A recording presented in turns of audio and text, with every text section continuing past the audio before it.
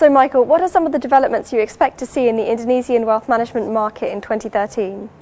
The first is about the RMs. It needs a lot of things to improve the competencies of the relationship managers, especially the skills and the knowledge. When I'm talking about the skill, I'm talking about dealing with the high net worth individuals. They need to be touched and approached very, personally. So you need to really understand the the clients. That is from the relationship manager's point of view. From the regulations point of view, right now in Indonesia we have a new financial services authority.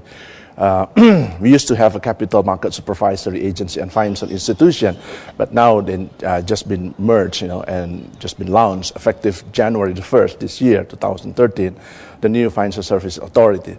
So the players, the industry, RMs, client also are expecting a lot from this super regulatory body, FSA, in terms of the licensings, in terms of everything, product licensing, of course, and also selling license in Indonesia. That is another challenge that we are facing right now in Indonesia.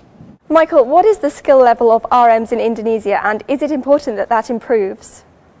This is like a demand and supply theory, Let's start from the client. The client always demand, or it's a very interest-oriented.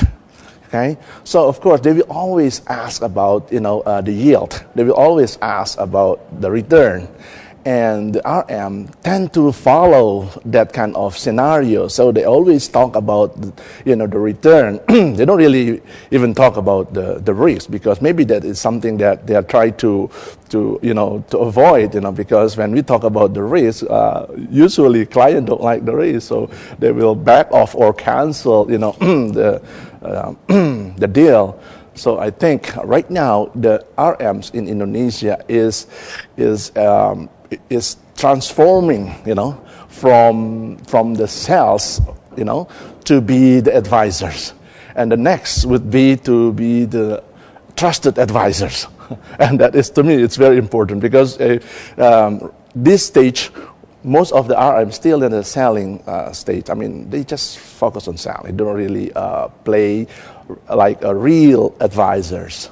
So maybe that's something to do with the competence. So maybe that is something to do. They don't know a lot of things. So the level of competence, in my view, is very important to be increased. The knowledge, not only the product knowledge, but to be able to provide the global advice and also the risk management advice. I think that is something also very important. In the UK and in Australia, we've seen the introduction of a fee-for-service model and far more regulation around distribution. Do you expect to see that over in Indonesia? Yeah, sure. I think that things will happen to Indonesia also.